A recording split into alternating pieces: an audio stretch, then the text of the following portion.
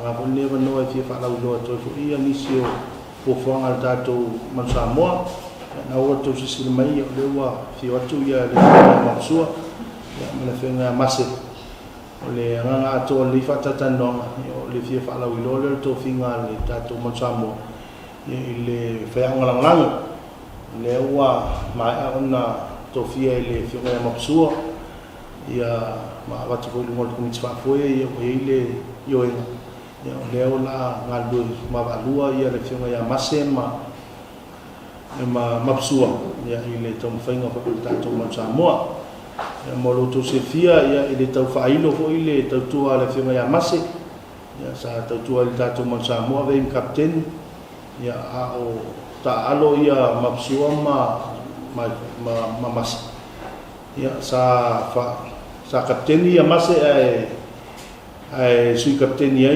le fiona ia mapsua ya lewa tanu mai fo le wala win ya le fa wa tulanga fa ta inga ile mastanga masema le fiona ia mapsua ya ma le nganga ni tao ya fa do ia tulanga nai to finga forward tato ina pi ya mo le to fo ia fa nuanga le tato ofisili ya mal puleng ya tulai mai le fiona ia masenga lu ma mapsua ya ile tau mafai ngol tato mon Samoa ya ole olanga tau tua fo mase tulanga fa ya onga ya ile tau failo tele au ni se tato tunu una tau tuai to fia mase lam no lea o lae abe o ia mafai ngol ngol tato au ile le ma ya sa abe fo ia mafai ngol tato au ole ala Chiefs ya ka pemal tato au sa Vikings tato Super Cup ya o tele nao le sao sa ia i tau tua le whiunga ia mas ia o tātou au maui nei ia le whangasoloina tātou po kalame ia le la atu atu sa wanoa e sau noa ia masi ia ona maule le wanoa e sau noa toa ia le whiunga ia mapsua ia atu sa ufuafuanga whatatia le tātou mon sa mo le anga i luma ia me se le la tātou alo atu whaitau os whiwhia ia lau whiunga mas ma o whiwhua na mahu ye ya misi fole pa ye ma malu ta mu ye ni fa ke ni se fa makala ala ma fa kai ba ye sio ma marso ye ma ni fa mo fa fo yo ma so ka wa ba fo i a so ni fo i to ko mo le abu man Samoa ya mo fo ba kai ni ko ni ki fa fo ya ma ka ko yo ya misi fo i Meski no tahu ini, dia mau faham. Ya, supaya kalau mau ini kan kau faham. Ya, pakai malu. Malu, pakai ya. Mau kau mau su? Malu mah, pakai. Semua dia pakai. Lalu doa ini, tulang doa ini, sungai yang masih ya. Mase se momoa ole qualified coach nei tulanga na wo pikie mase I'm really looking forward to working with Mase and helping our Man Samoa in the near future. Looking forward to a big year next year. Our first game is in July against with the Rugby World Cup qualifier with Tonga. So that is what we're putting our focus into. Hopefully, in the new year, we'll be able to release the names of our other technical assistants that will be involved in Man Samoa and our build-up for the year. But as of now, all roads lead to July and qualifying for the World Cup. Ya lawa tono tu ya le tato fa te yu ya mo wala no mo ni sili men tato ai no tu sal Congratulations, Marcelo, jumping a couple of years, yeah, low skills, ability, natural penalty, but seniors, yeah, to down to Ilile, the Minei, yeah, that we have more honor to that to local place, level, they will face a 10 day, yeah, no, yes, yeah, the Yama for little feeling that to out there, Martina to the Papo. Ono tenho Covid le ia ia peo inga malanga inga Kua ko ia coaching. Ka ia pisina. Yeah, mo e whainta nei tēni my focus i tausanga, amstanga tausanga whau o kako local players.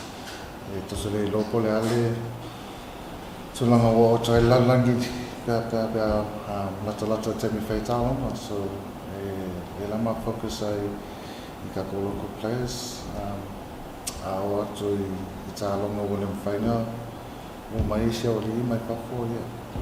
Rea wane mamsa, so it's best players available I tā alu. Ono lewo fiftiero firma vai suma masi tofinga. O período wala ia wai tania tofinga. O le apo solo mona tulanga I lewo. Lewo fiftiero. Ke loa ngai. Fin kalo visiti. Ai ole. Ya. Pe o le se pe o wa makakanua ho I male afionga. Ai kai uli. Coach Mansa. Ia o te koa vai ale kampai developer ko place. Pai loka ia nganga ia malaka ia fo I kampai fo ia pe fo ia wo lala fo ni Samoa ma fo ni wo le iva kausa. E ko le kiki ala mamlanga mo ka ko local place. Ako mo no yo mane fio ngai mo se. Ma bisu so. So pe o la wa na buena ia o le langa ia whakuoko I kako pea ka iu ao le mongoi ia le mwhainga ka nia mongoi le mongoi o si mewe ngā ka moe miki e fo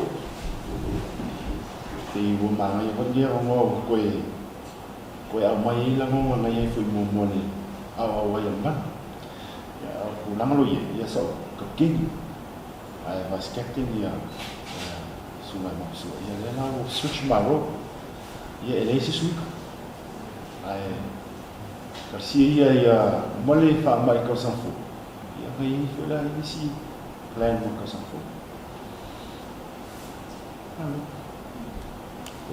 O Suíça é uma forma salva a hora não salva a lua do no coach o inga é que do aí é que cau uma vez se fala é que cau uma vez se fala uma fala o cheiro mara veo no coach ali não salva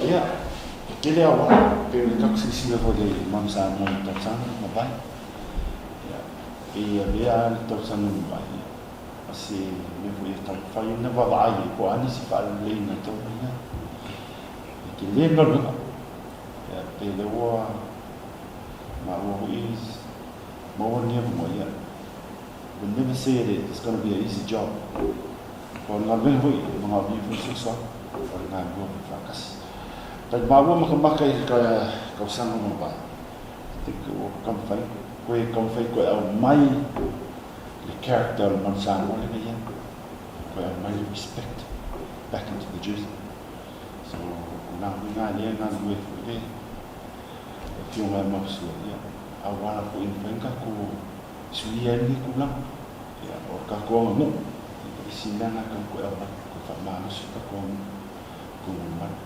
vai ko boa so menga nela kan fai in terms of the planning your game plan no me ya tulanga ngai mo ko tata mo to e fio mai mo su awa no mo tatu Con sono abbastanza se ha sido solo il res how not to less so that to rest money to borrow it to we be fair on some. The rest year, for them, the rest year again. It was just there was a passion of a couple of boys in Saka man. Saka man. Yeah, like sisi. Wema sisi so strong morning. Alam fan or two. But of course, kill it up. You come like. They lie or e lava fucking yet. They will eat Mansan. This is the promised land for you. They come find me. Yeah, fan.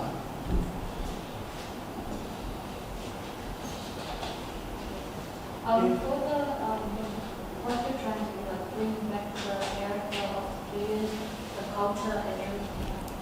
So, what are some of the challenges that or some barriers that actually is there for you as a leaders need to surpass in order to reach that? See, I think one of the greatest challenges we have is distance. So our players are coming from all over the world. So there's very little time for connection between players and coach and players and players. So when we're talking about bringing our culture and character back into the side,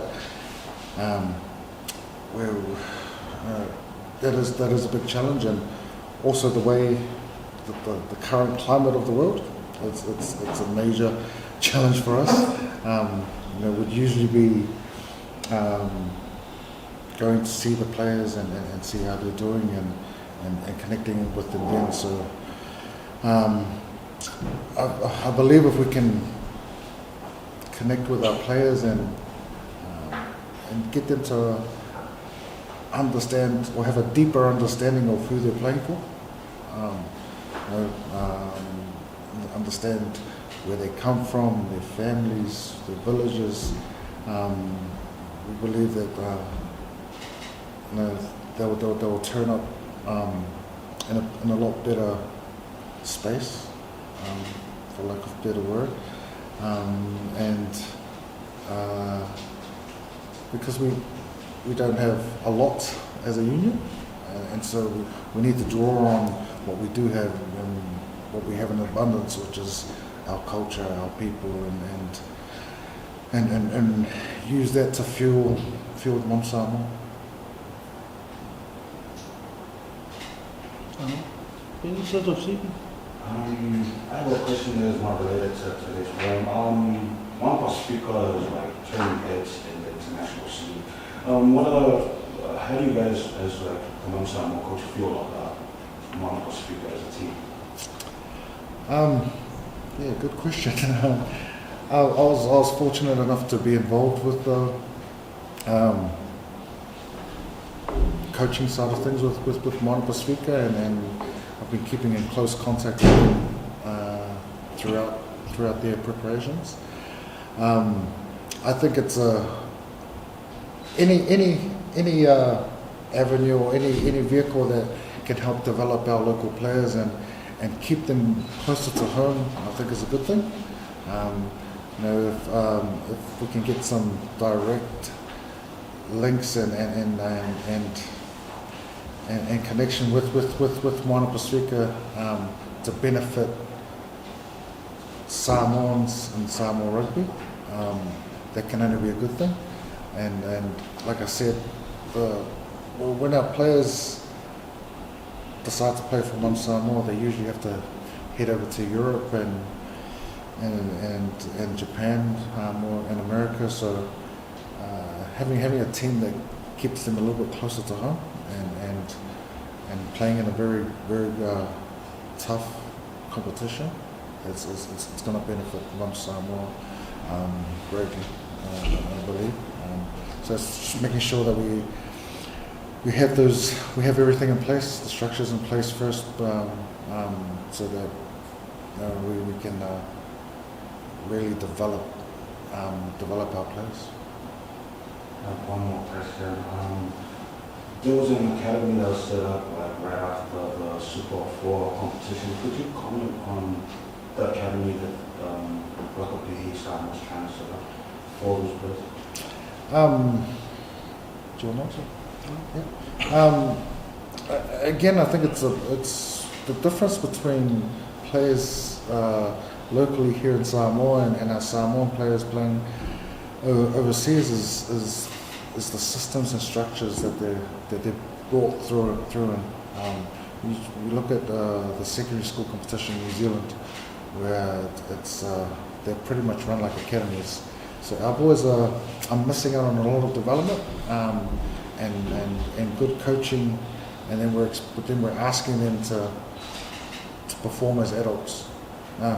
So in adult rugby, so this is, I believe, the academy it's a way we're going to develop our players, both men's and women's players, not just as rugby players, but also as people.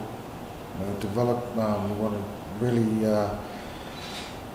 utilize what we do have around here, and just getting them, upskilling their knowledge around things like nutrition, strength and conditioning, recovery, education, outside of what they're doing outside of rugby.